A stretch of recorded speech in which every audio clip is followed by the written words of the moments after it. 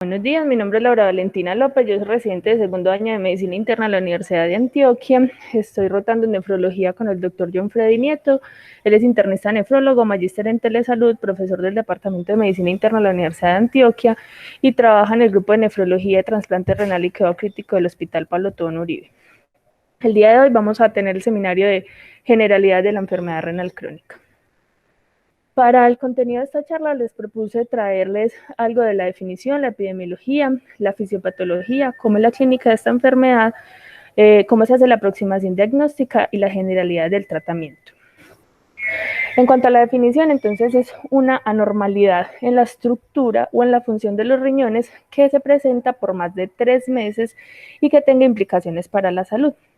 Las anormalidades en la estructura o en la función pues van a ser variables, puede ser simplemente la disminución de la tasa de filtración glomerular, como clásicamente lo hemos identificado, con una tasa de filtración glomerular menos de 60, pero hay marcadores de daño renal diferentes a la tasa de filtración glomerular que si persisten por más de 3 meses son indicadores de enfermedad renal crónica. Entre ellos tenemos la albuminuria, las anormalidades en el sedimento urinario, las anormalidades hidroelectrolíticas, las anormalidades en la patología, anormalidades estructurales en las imágenes, y tener el antecedente de trasplante renal también confiere ya el diagnóstico de enfermedad renal crónica.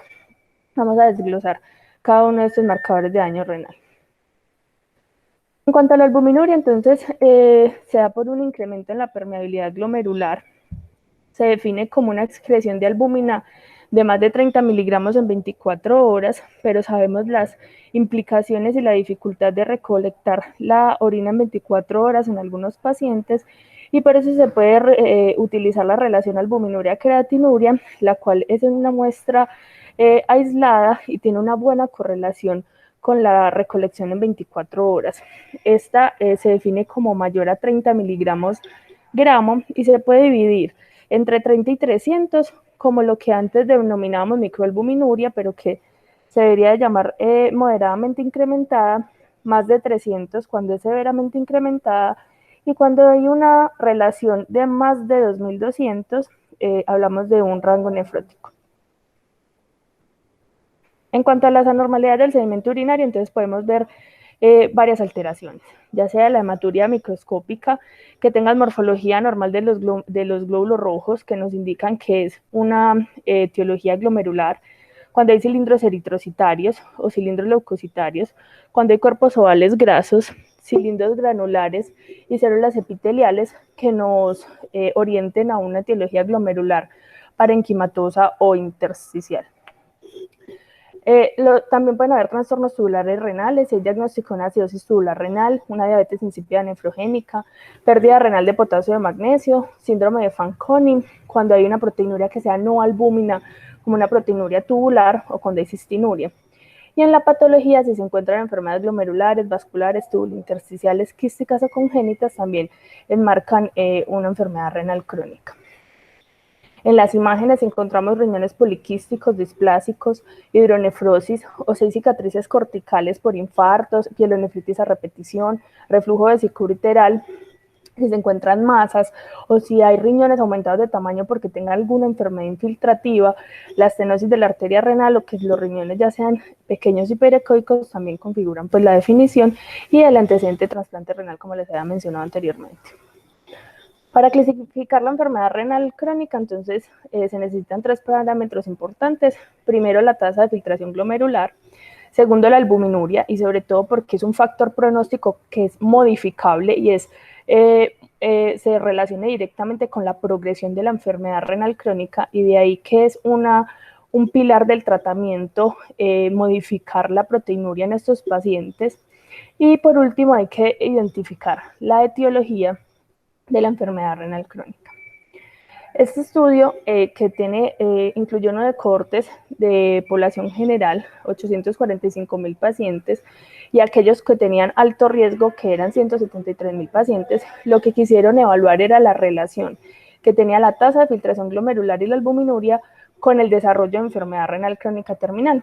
Y podemos ver aquí cómo los pacientes entre mayor grado de albuminuria, aquí está la relación de albuminuria-creatinuria, cuando tienen más de 30, que es como lo definimos, aumenta su HR, o sea, su riesgo de desarrollar una enfermedad renal crónica terminal, tanto en los pacientes de la población general como aquellos que tenían alto riesgo. Y de igual manera podemos ver en la tasa de filtración glomerular cómo a medida que va disminuyendo la tasa, va aumentando el HR hasta puntos de 256 de un HR para desarrollar enfermedad renal crónica terminal. En este otro estudio lo que se quiso evaluar fue ya no la relación con enfermedad renal crónica terminal, sino su relación con la mortalidad cardiovascular y la mortalidad por todas las causas. En este estudio se lograron recolectar 1.234.000 pacientes, se siguieron por 8 años y podemos ver acá cómo en la parte izquierda de la pantalla, la tasa de filtración glomerular, a medida que va disminuyendo, aumenta el riesgo de mortalidad por todas las causas y de mortalidad cardiovascular. Y en la parte derecha de la pantalla, la albuminuria, a medida que va aumentando y sobre todo por encima de 30, aumenta la mortalidad por todas las causas y la mortalidad cardiovascular. Las guías KDIGO nos dan entonces esta información. A medida que disminuye la tasa de filtración glomerular, aumentan los eventos cardiovasculares, la mortalidad por cualquier causa y la hospitalización por cualquier causa.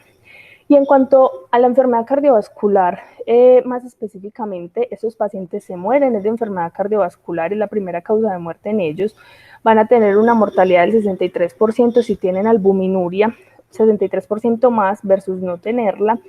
Y también van a tener un aumento incrementado, un aumento del riesgo de infarto agudo al miocardio.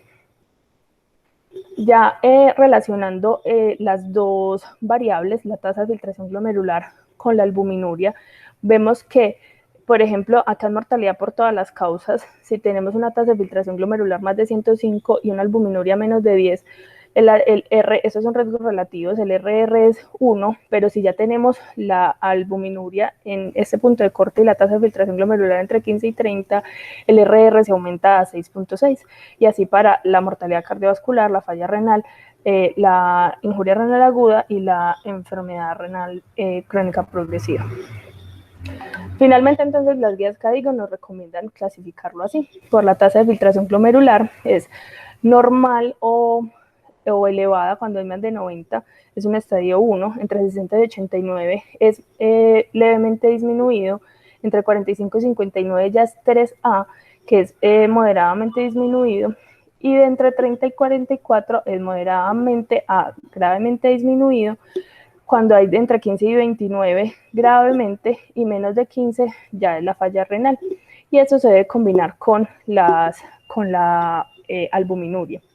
Cuando está entre estadios 1 y 2, entonces miren que la tasa de filtración glomerular no cumple como el criterio de la definición de enfermedad renal crónica, pero entonces aquí se van a requerir la presencia de otros signos de daño renal, ya sea en la histopatología, en la imagen, en el sedimento urinario, para poder configurar pues el diagnóstico. La albuminuria y la proteinuria entonces se puede medir pues de diferentes maneras. Como les dije, la en 24 horas pues sería como lo ideal, pero hay una muy buena correlación hacer la relación albuminuria-creatinuria con los puntos de corte, como ya les mencioné, menos de 30 a 300 y más de 300, y es importante porque es un factor independiente de riesgo cardiovascular, y la proteinuria tiene un efecto tóxico renal directo. Las proteínas causan inflamación, fibrosis del túbulo intersticio y puede contribuir a la pérdida de la masa nefronal. Ya hablando de la epidemiología, entonces la prevalencia general de la enfermedad renal crónica es del 7 al 12%, va a variar según el área geográfica. En el oriente más o menos va a ser 1.7%, pero cuando nos venimos ya como a la parte occidental va a aumentar, y en los países de ingresos medios o bajos como el nuestro puede ser tan alta como el 10 al 16%. En aquellos mayores de 60 años, la prevalencia puede ser del 20%, es decir, que 1 de cada 5 pacientes mayores de 60 años van a tener enfermedad renal crónica, y esto se va a traducir en una pérdida de años de vida productiva. Estos datos son alarmantes, sin embargo, esta es una enfermedad que es infradiagnosticada, son pacientes que por lo general son asintomáticos y que los captamos en tamizajes por otras enfermedades como diabetes, hipertensión, en el seguimiento de ellas. Por lo general, estos pacientes tienen comorbilidades, como les estaba mencionando, la diabetes hasta en un 40%, la hipertensión hasta en un 30%. De todos los pacientes, más o menos el 2% van a requerir terapia de reemplazo renal. Estos pacientes van a tener una sobrevida a 5 años más o menos del 50%, y sobre todo los que están en diálisis, pero la sobrevida va a ser similar entre los que tienen hemodiálisis y los que tienen diálisis peritoneal. La expectativa de vida va a reducirse en 1/3 versus aquel paciente que esté pareado por sexo y por edad de que sea de la población general. Mejora su sobrevida sustancialmente cuando esos pacientes son trasplantados en un 86 a 93%. En esta gráfica podemos ver la prevalencia de los pacientes que tienen enfermedad renal crónica que ya están en terapia de soporte renal. Miren cómo en Canadá, Estados Unidos, incluso México, la prevalencia es de 1000 por cada millón de personas, pero Colombia no se queda atrás. Tenemos una prevalencia estimada entre 500 y 1000 personas por millón de habitantes.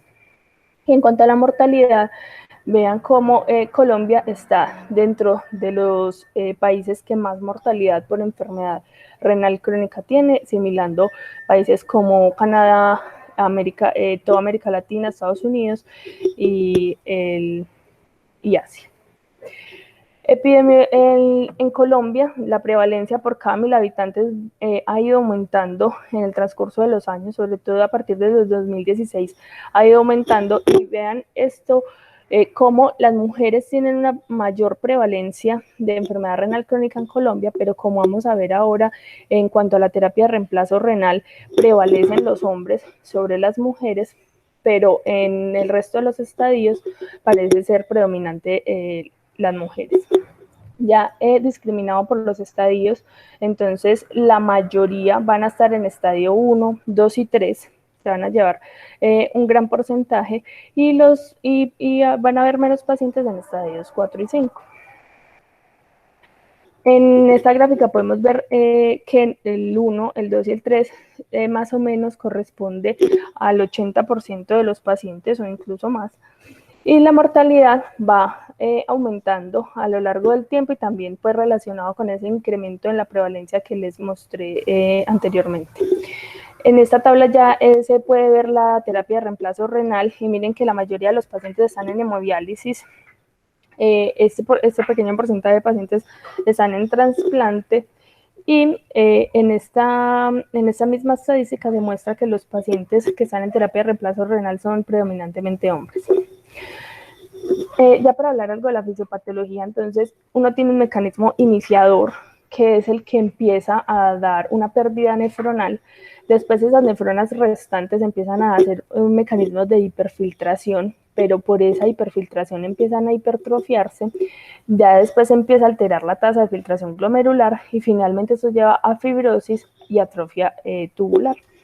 Acá de una manera más esquemática lo podemos ver. Esta es una nefrona normal y esta es una nefrona hipertrofiada.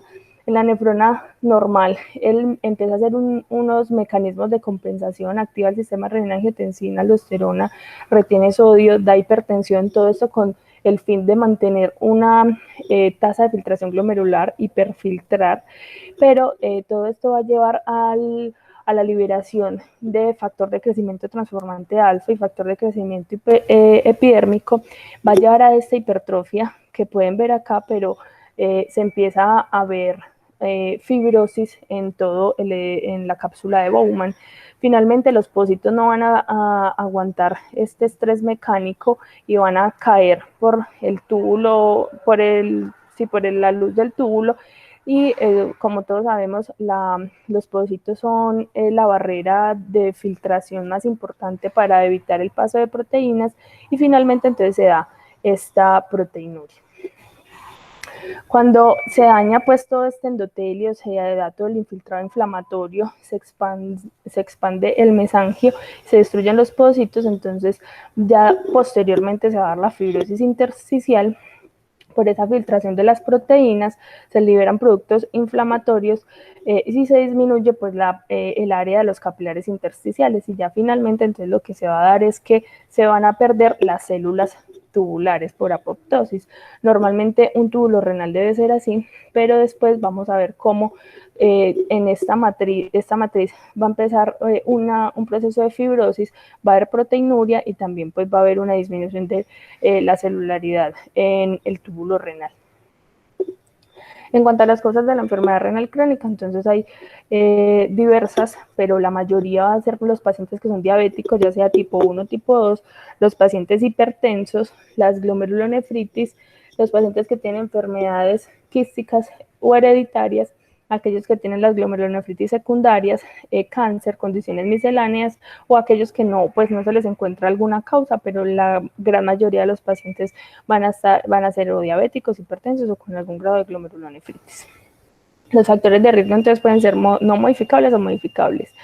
Y vamos a tener factores de riesgo que se encargan de la iniciación del daño renal, factores que hacen al huésped más susceptible a tener esa enfermedad, y factores que hacen que se progrese la enfermedad renal crónica, como vamos a ver aquí. ¿Cuáles pacientes son más susceptibles de desarrollar enfermedad renal crónica? Los pacientes mayores de 60 años, que tengan una historia familiar, que tengan una masa renal disminuida, y esto se relaciona con el bajo peso al nacer. Aquellos pacientes que tienen raza afroamericana, los diabéticos y los hipertensos.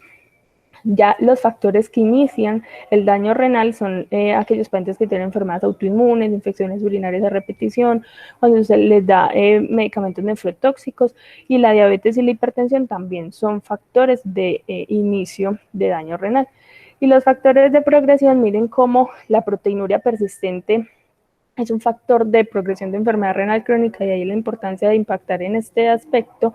También tener la hipertensión o la diabetes mal controlada va a hacer que progresen estos pacientes, aquellos que fuman, los dislipidémicos, y la anemia y la enfermedad cardiovascular también van a ser factores determinantes. En esta gráfica podemos ver que los factores de riesgo no solo se dan en la edad avanzada o en la edad media, sino que incluso desde inútero hay factores que pueden aumentar el riesgo de que usted tenga una enfermedad renal crónica. Si la madre era malnutrida o tenía alguna enfermedad, si tuvo eclampsia, si tuvo medicamentos nefrotóxicos, si el paciente tuvo anormalidades congénitas o genéticas, y ya pues a lo largo de la vida, si el paciente tiene obesidad, hipertensión, aterosclerosis, pues se va a ir aumentando el riesgo de enfermedad renal crónica. En cuanto a la obesidad, hay algo importante a resaltar, y es que los pacientes que tienen sobrepeso u obesidad hiperfiltran, entonces eso aumentar pues el riesgo de hipertrofia renal. En cuanto a los síntomas, por lo general es una enfermedad que la mayoría de los pacientes van a estar asintomáticos, pero un pequeño porcentaje van a estar sintomáticos, sobre todo cuando la tasa de filtración glomerular es menos de 30, pero cuando es una enfermedad renal crónica que ha evolucionado muy lentamente, incluso con menos de 10 milímetros por minuto, menos de 10 milímetros por minuto, pueden estar asintomáticos, sobre todo por la evolución lenta de la enfermedad. Puede causar múltiples manifestaciones clínicas en diferentes sistemas. En el sistema nervioso se puede ver encefalopatía urémica, también se puede ver polineuropatía periférica. En el sistema hematológico, la anemia, que por lo general es normocítica, normocrómica, por el déficit de eritropoyetina. También se puede dar disfunción plaquetaria, hipercoagulabilidad. En el sistema cardiovascular se puede dar hipertensión, la miocardiopatía, la pericarditis urémica, los accidentes cerebrovasculares. En el aparato osteoarticular, la artritis gotosa, la pseudogota cálcica y todas las enfermedades minerales óseas que vamos a tratar en un seminario posterior. En el sistema respiratorio se puede ver el derrame pleural, el edema pulmonar, y en el sistema digestivo son manifestaciones muy inespecíficas. Se puede ver anorexia, náuseas, vómito. Por la sobrecarga hídrica se puede ver ascitis o angiodisplasias del colon. En el sistema endocrino se puede dar algo de hiperinsulinemia, en la esfera sexual disfunción eréctil y amenorrea, y en la piel hay diferentes manifestaciones como la hiperpigmentación, la cerosis, la calcifilaxis, y en la parte bioquímica son muy variadas. Se puede dar hiperuricemia, hiponatremia, o hipocalemia, acidosis metabólica o alcalosis, sobre todo la acidosis, e hiperfosfatemia. Finalmente, entonces, como vemos, tiene muchas manifestaciones en diferentes sistemas y por eso también se pueden dar las complicaciones de la enfermedad renal crónica, los trastornos hidroelectrolíticos que ya mencioné, la anemia, las alteraciones del metabolismo óseo, la hiperuricemia, se puede dar hipertensión arterial, dislipidemia, un aumento del riesgo cardiovascular, la disfunción endocrina, la uremia, la desnutrición, pero estas complicaciones por lo general se van a producir desde el estadio 3 en adelante. Miren acá como la tasa de filtración glomerular es 75, el OR es cercano al 1, pero a medida que va disminuyendo la tasa de filtración glomerular y sobre todo por debajo de 45, aumenta exponencialmente el OR de tener todas estas complicaciones. Y en esa, por ejemplo, cojamos la anemia, si usted tiene una tasa de filtración glomerular más de 90, su prevalencia de esta complicación es del 4%, pero si tiene una tasa de filtración glomerular menos de 30, hasta la mitad de los pacientes van a tener anemia.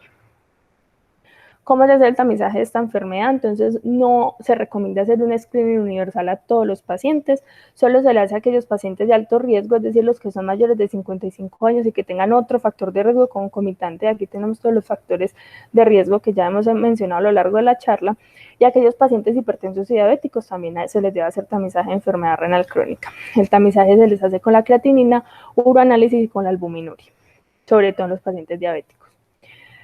¿Cómo se hace entonces la aproximación diagnóstica? Llega un paciente con aumento de la creatinina, entonces lo primero es medirle la tasa de filtración glomerular.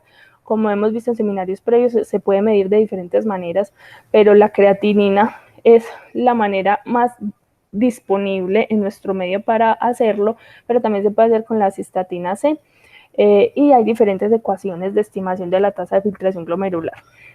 Después de haber calculado la tasa de filtración glomerular, le debe medir la albuminuria y después debe mirar cuál es la gravedad de esa enfermedad, cuáles son las complicaciones y evaluar la etiología.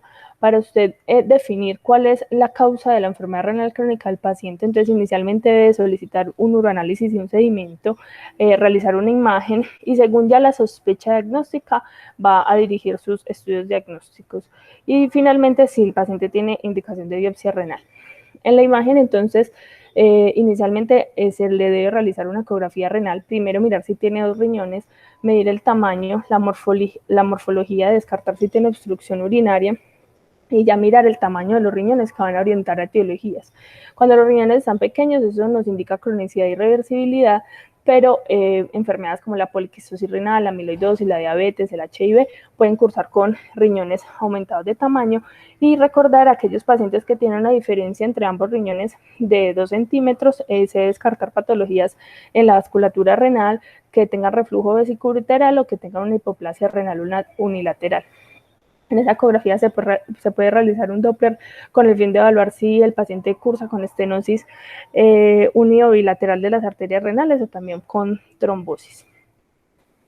Posteriormente se debe confirmar que esto sí sea una alteración crónica de la función renal, ya que debe cumplir con el criterio de tener más de 3 meses y que no estemos diagnosticando de una manera errónea una lesión renal aguda o una enfermedad renal aguda. Por eso entonces es importante pedirle al paciente que nos traiga creatininas previas de los últimos años o de los últimos meses, mirar si tiene también mediciones previas de albuminuria, proteinuria o en el uroanálisis. En las imágenes hay datos que sugieren que sea una enfermedad crónica, como el tamaño, la reducción del grosor de la corteza, la ecogenicidad. Ya obviamente en la patología, si se ve fibrosis o atrofia, confirma la cronicidad. Mirar si tiene antecedentes de larga data de enfermedades que se asocian con la enfermedad renal crónica y hacerle mediciones seriadas, y si persiste por más de 3 meses, entonces podemos hacer el diagnóstico. En los ancianos hay pues la limitación de saber si es una enfermedad renal o es envejecimiento renal. Recuerden que en los pacientes que tienen más de 40 años, o otros autores dicen más de 44 años, se empieza a perder 1 mililitro minuto por metro cuadrado por cada año. Entonces es pues como esperable que en los pacientes ancianos haya una disminución de la tasa de filtración glomerular. Esto se da porque hay una disminución de los glomérulos, una disminución de la cortical y hay aumento pues de los glomérulos que están escleróticos, y por eso es a veces difícil hacer una estimación de la tasa de filtración glomerular adecuada en estos pacientes, por lo que se han propuesto diferentes fórmulas para estos pacientes que son mayores de 70 años. Sobre todo tenemos la fórmula de BIS-1 y la fórmula de BIS-2. La BIS-1 no incluye la cistatina C y la BIS-2 sí lo hacen, y aquí podemos ver cómo tienen un menor porcentaje de pacientes que son que son subdiagnosticados o sobrediagnosticados.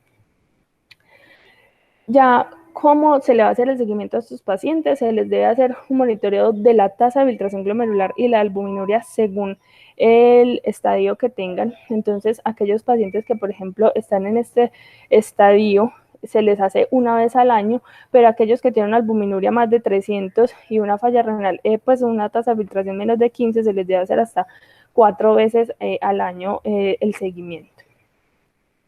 Para tratar a estos pacientes, entonces hay 4 pilares. Primero, controlar el daño de la nefrona, es decir, hacer el tratamiento de la etiología de base, ya sea si es un lupus, si es hipertensión, si es diabetes.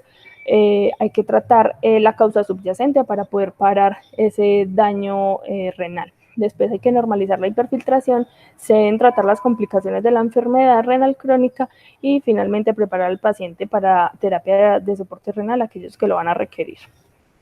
En cuanto al manejo no farmacológico, entonces, los pacientes se les debe recomendar y hacer una asesoría para dejar de fumar. Deben tener un poco consumo de alcohol, más o menos de 12 a 14 gramos de etanol, que eso equivale a 300 cc de cerveza o 150 cc de vino. Deben tener un índice de masa corporal normal.